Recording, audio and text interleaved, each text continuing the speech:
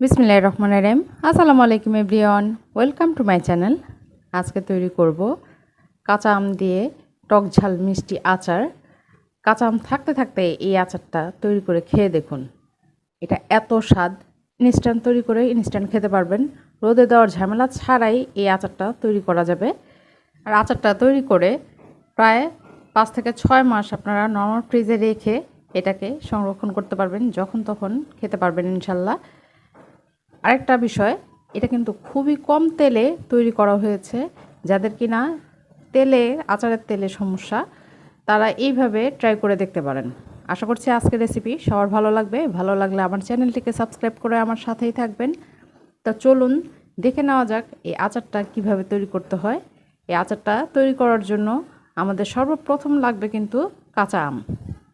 এখনও কিন্তু বাজারে অনেক কাঁচা আম পাওয়া যাচ্ছে, আপনারা কাঁচা আম দিয়ে এই আচারটা তৈরি করে খেয়ে দেখুন। তো এখানে আমি 2 কেজি কাঁচা আম ভালো করে আগে থেকেই পরিষ্কার করে ধুয়ে এরপরে এরকম ছোট করে কেটে নিয়েছি। এটা কিন্তু খোসা সহই কেটে নিয়েছি। এখন এর মধ্যে দিয়ে দিচ্ছি 1.5 টেবিল চামচ লবণ আর 1.5 টেবিল চামচ হলুদের গুঁড়া। এটাকে খুব ভালো করে আমের সাথে মিশিয়ে নিতে হবে। আমরা যেহেতু এই আচারটা বা আমগুলোকে রোদ্রে শুকাবো না, এই জন্য আধা ঘন্টা আগে এই লবণ হলুদটা মাখিয়ে রাখলে আমের ভিতরে খুব ভালো করে এই লবণ মশলাটা ঢুকতে পারবে আর আচারটা বানানোর পরে খুব ভালো একটা টেস্ট আসবে। এখন যা করছি, একটা বাটিতে আমি 1/4 কাপ কালো সরিষা আর 1/4 কাপ সাদা সরিষা খুব ভালো করে পানি দিয়ে কষলে কষলে ধুয়ে পরিষ্কার করে নিব। 3 থেকে 4 বার পানি চেঞ্জ করে এটাকে ধুয়ে পরিষ্কার করে এরকম একটা স্ট্রেনারে ছেঁকে রেখে দিয়েছি। এখন এটাকে ব্লেন্ড করে নিব। আমি একটা ব্লেন্ডারে জগে নিয়ে নিচ্ছি। 1/3 কাপ পানি দিয়ে এটাকে ব্লেন্ড করে নিচ্ছি। আচ্ছা, আপনারা চাইলে কিন্তু যে কোনো একটা সরিষা দিয়ে করতে পারেন। আমি এখানে 2টা ইউজ করেছি যাতে আচারের ভিতরে ঝাঁঝালো ভাবটা একটু কম হয়। তো এখন চুলায় একটা পাত্র বসিয়ে এর মধ্যে 3/4 কাপ সরিষার তেল দিয়ে দিচ্ছি 1 টেবিল চামচ লবণ আর 1.5 টেবিল চামচ মরিচের গুঁড়া। সাথে দিয়ে দিচ্ছি 1 টেবিল চামচ আদা রসুন বাটা আর সেই পেস্ট করে রাখা সরিষা। সবগুলো উপকরণ খুব ভালো করে তেলের সাথে ভেজে নিতে হবে। এটা 5 থেকে 7 মিনিট আমি একদম লো হিটে ভেজে নিব, যাতে করে এই মশলার যে কাঁচা গন্ধটা চলে যায় আর সরিষাটা খুব ভালো করে এটার সাথে ভাজা হয়ে যায়। এটা ভাজতে ভাজতে নিচে যাতে লেগে না যায় সেজন্য ব্লেন্ডারের জগে আমি সামান্য পরিমাণ পানি দিয়ে, যেমন 1/4 কাপ পানি দিয়ে আমি ধুয়ে এটার ভিতরে দিয়ে দিচ্ছি, যাতে করে মশলাগুলো পুড়ে না যায়।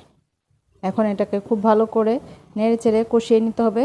ততক্ষণ পর্যন্ত কষাবো যতক্ষণ না এই পানিটা শুকিয়ে এর ভিতর থেকে তেলটা বের হয়ে আসছে। যখন দেখতে পাবেন এটার উপর থেকে তেল দেখা যাচ্ছে, তখন এর মধ্যে আমগুলোকে দিয়ে দিতে হবে। দেখতেই পাচ্ছেন কড়াইতে কিন্তু তেল দেখা যাচ্ছে। এখন এটাকে একটু নেড়ে চেড়ে এর মধ্যে আমি আমগুলোকে দিয়ে দিচ্ছি। আমগুলোকে দিয়ে খুব ভালো করে এই সরিষার সাথে মিশিয়ে নিতে হবে। মিশিয়ে নিয়ে এটাকে রান্না করতে হবে আমগুলো একটু নরম হয়ে যাওয়ার আগ পর্যন্ত। আমগুলোকে আমি নেড়েচেড়ে খুব ভালো করে সরিষার সাথে মিশিয়ে নিচ্ছি। এখন এটাকে একদম লো হিটে রান্না করব আমি 15 থেকে 20 মিনিট। এখন ঢাকনা দিয়ে ঢেকে দিচ্ছি, অপেক্ষা করছি 15-20 মিনিট। 20 মিনিট পর আমি ঢাকনাটা তুলে আমি এটাকে আবার একটু নেড়ে চেড়ে দিচ্ছি। আমগুলোকে মাঝে মধ্যেই ঢাকনা তুলে নেড়ে দিতে হবে, তা নয় নিচে লেগে যাবে। নিচে লেগে গেলে কিন্তু আচার ভালো হবে না। তো এখন আবারও নেড়ে চেড়ে আমি আবারও ঢাকনা দিয়ে ঢেকে 10 মিনিট অপেক্ষা করছি। 10 মিনিট পর দেখতে পাচ্ছেন আমের কালারগুলো কিন্তু চেঞ্জ হয়ে ফ্যাকাশে হয়ে গিয়েছে আর আমের ভিতর থেকে কিন্তু অনেকটা পানি বের হয়ে এসেছিলো, সেই পানিটাও কিন্তু শুকিয়ে গিয়েছে। এখন এটাকে খুব ভালো করে নেড়েচেড়ের মধ্যে দিয়ে দিচ্ছি আমি 300 গ্রাম চিনি। আমটাকে খুব ভালো করে সিদ্ধ করে নেবেন, তা নয় কিন্তু চিনি দেওয়ার পরে আমগুলো কিন্তু আর সিদ্ধ হবে না। এই ছোট ছোট বিষয়গুলো খেয়াল করলে আপনাদের আমের আচারটা একদম পারফেক্ট হবে। এখন এটাকে মিশিয়ে নিচ্ছি। চিনি গলে গেলে কিন্তু আমের আচারটা অনেকটাই পাতলা মনে হবে। ভয় পাওয়ার কিছু নেই। যে কোনো গরম জিনিসেই চিনি দিলে কিন্তু চিনিটা গলে এরকম পাতলাই হয়ে যায়। ভয় পাওয়ার কিছুই নেই। এই চিনির পানিটা শুকিয়ে নিব আমরা। জাল করতে করতে এই পানিটা শুকিয়ে যাবে, তখন আচারটা একদম পারফেক্ট হয়ে যাবে। এখন এর মধ্যে দিয়ে দিচ্ছি 1.5 টেবিল চামচ পাঁচফোড়ন গুঁড়া। এই পাঁচফোড়ন গুঁড়াটা কীভাবে তৈরি করতে হয় সেটার রেসিপিও আমার চ্যানেলে দেওয়া আছে, আপনারা একটু দেখে নেবেন। এটাকে খুব ভালো করে মিশিয়ে নিচ্ছি। এখন এটাকে মিশিয়ে নিয়ে আরও 15 থেকে 20 মিনিট আমি জাল করে নিব। এই পর্যায়ে আমি এর মধ্যে দিয়ে দিচ্ছি 1/2 কাপ ভিনেগার বা সিরকাটা এই জন্য দিচ্ছি, আমরা যেহেতু এটাকে সংরক্ষণ করব, এটার ভিতরে কোনো প্রকার ফাঙ্গাস যাতে না পড়ে। সিরকা দিলে আপনার আচারটা দীর্ঘ সময় ধরে ভালো থাকবে। এখন এটাকে 15 থেকে 20 মিনিট মিডিয়াম আঁচে জাল করে নিয়েছি। এর মধ্যে দেখতে পাচ্ছেন এটার ভিতর থেকে কিন্তু তেলটা উপরে উঠে এসেছে। এরই মানে হচ্ছে যে আমাদের আচারটা একদম রেডি।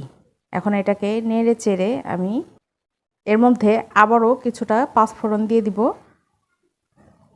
আচারটা নামানোর কিছুক্ষণ আগে যদি পাঁচফোড়ন দেওয়া হয় তাহলে কিন্তু আচারের টেস্টটা খুবই ভালো আসে। এখন এর মধ্যে দিয়ে দিচ্ছি 1 টেবিল চামচ পাঁচফোড়ন গুঁড়া।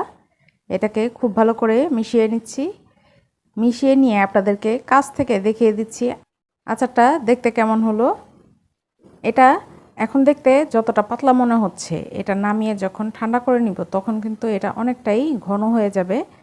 আর এটা একবার তৈরি করে আপনারা একটা এয়ারটাইট বক্সে ভরে নরমাল ফ্রিজে রেখে 5 থেকে 6 মাসের মতো এটা রেখে খেতে পারবেন ইনশাল্লাহ। তো আমাদের আচারটা একদম তৈরি। এখন চুলাটা অফ করে দিয়েছি, এটাকে ঠান্ডাও করে নিয়েছি, একটা ডিশে তুলে নিচ্ছি। দেখতেই পাচ্ছেন এটা কতটা ঘন হয়ে গিয়েছে। এইভাবে করে এটাকে 5 থেকে 6 মাস রেখে যে কোনো সময় খাওয়া যাবে ইনশাল্লাহ। এটা রোদে দিতে হবে না বা রোদে শুকানোর কোনো ঝামেলাই নেই। তো আশা করছি আজকের রেসিপি সবার ভালো লাগবে। ভালো লাগলে বাসায় একবার হলেও এটা ট্রাই করবেন। ট্রাই করে থাকলে আমাকে কমেন্ট করে জানাবেন। আজ এই পর্যন্তই। সবাই ভালো থাকবেন, সুস্থ থাকবেন, আমার জন্য দোয়া করবেন। আল্লাহ হাফেজ।